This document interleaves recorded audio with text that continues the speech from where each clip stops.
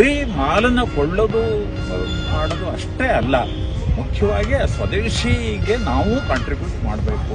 ಹೆಚ್ಚಿನ ಬೆಳೆದಿದ್ದನ್ನೆಲ್ಲ ಮಾರ್ಕೆಟಿಗೆ ಕೊಟ್ಟು ಸ್ವಲ್ಪ ಆದಾಯವನ್ನು ಮಾಡ್ಕೊಳ್ತಿದ್ದಾರೆ. ಟೆರೆಸ್ ಗಾರ್ಡನಿಂಗ್ ಅಂತ ಹೌದು.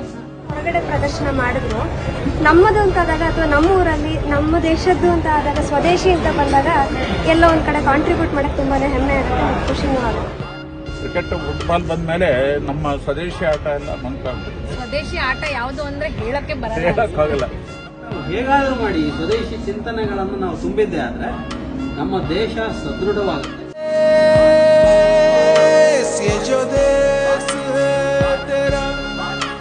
स्वदेश है तेरा, तुझे है